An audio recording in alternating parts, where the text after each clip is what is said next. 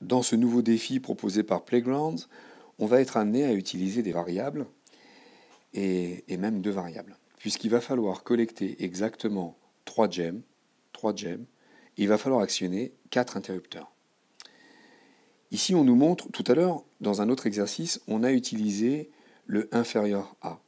On peut utiliser supérieur à.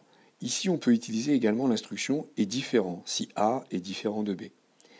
Et quand on doit tester une égalité entre deux variables, si A est égal à B, quand c'est un test, on doit mettre 2 égales.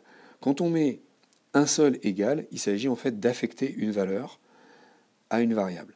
Quand on met 2 égales, ça s'utilise dans un test, dans une boucle, dans un test conditionnel, avec un if. Donc le 2 égale, ça s'utilise quand on veut poser la question de savoir si une valeur est égale à une autre valeur. Alors ici, on va devoir commencer tout d'abord par déclarer deux variables, puisqu'on va se servir d'un compteur pour compter le nombre de gemmes et un autre pour compter le nombre de switches. On pourrait appeler le premier compteur gem counter. Et sa valeur est égale à 0 pour commencer. Ensuite, on va déclarer une deuxième variable, switch counter. Et là aussi, on fixe la variable de départ à 0. Je rappelle qu'on déclare toujours les variables avant d'écrire les instructions de programme. Donc on commence par ça, on commence par les variables. Donc maintenant on dispose de ces deux variables. On aurait pu leur donner des noms différents, mais maintenant que j'ai donné ces noms-là, on peut observer qu'ici on dispose de ces deux variables dans les instructions que Playgrounds nous propose. Donc, on va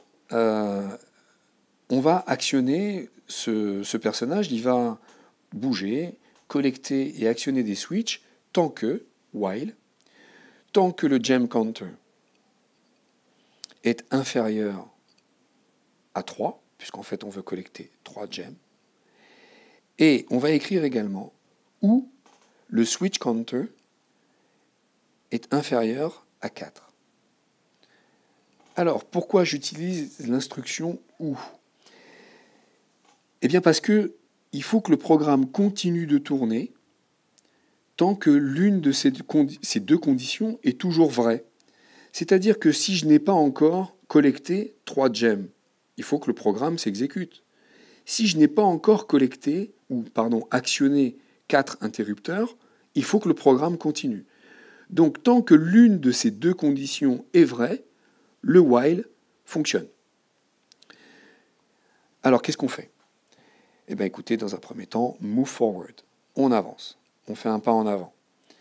Là, il va falloir tester de savoir si il faut tourner à gauche ou tourner à droite. Ici, on voit que dans le cas de figure, le premier virage que l'on va devoir effectuer, ici, on voit qu'on est bloqué à gauche, bloqué à droite. Dans ces cas-là, il faut tourner à droite. Bloqué tout droit, bloqué à gauche, donc on tourne à droite. Ici, je suis bloqué en face, donc blocked, et je suis bloqué à droite. Dans ces cas-là, il faut tourner à gauche.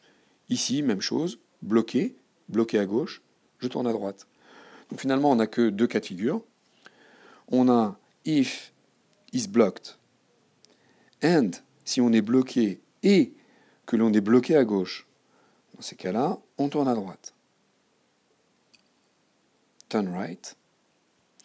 Et puis en cliquant à nouveau sur le if, je choisis de sélectionner else if.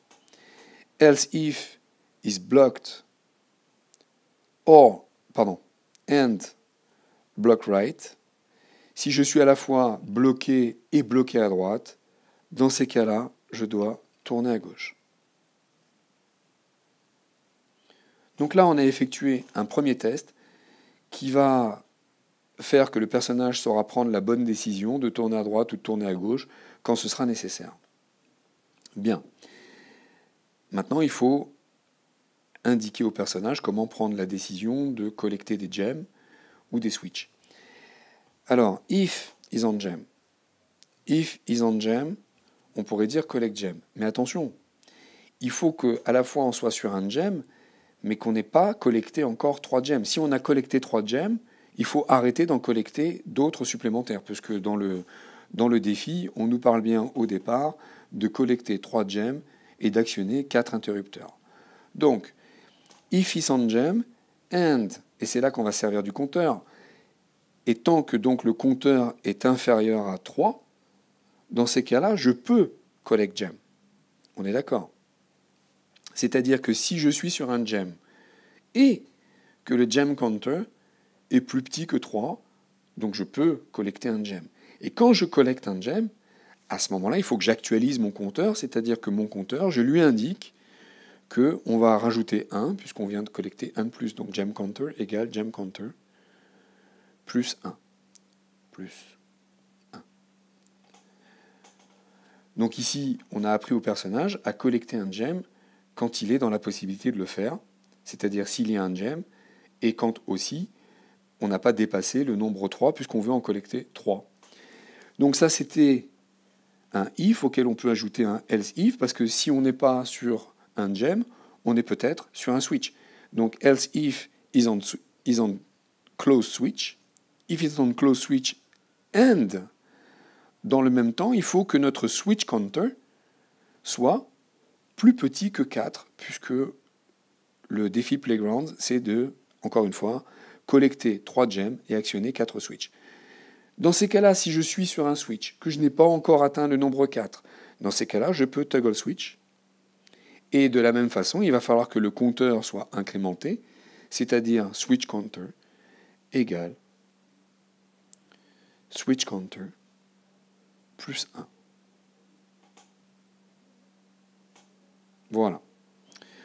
Donc, on a appris ici au caractère, on lui a dit qu'on allait continuer d'exécuter ce programme tant qu'une des deux conditions est encore vraie, c'est-à-dire tant qu'on n'a pas atteint le nombre 3 pour le nombre de gems collectés, tant qu'on n'a pas encore atteint le nombre 4 pour le nombre d'interrupteurs actionnés. Donc ce programme va continuer de s'exécuter. La première chose que l'on fait, c'est qu'on fait un pas en avant. Et puis on a deux instructions if, celle-ci et celle-là. Cette instruction if avec son else if va prendre la décision de tourner à droite ou tourner à gauche quand ce sera nécessaire. Et cette condition ici va nous permettre de collecter des gems ou d'actionner des interrupteurs quand c'est nécessaire. On va maintenant essayer notre programme.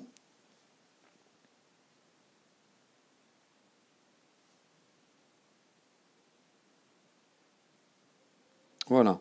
Le personnage a collecté 3 gems. Donc maintenant, il ne collecte plus de gems. Et là, maintenant, il actionne les switches. Et après avoir actionné 4 interrupteurs, eh ben, il s'arrête, tout simplement.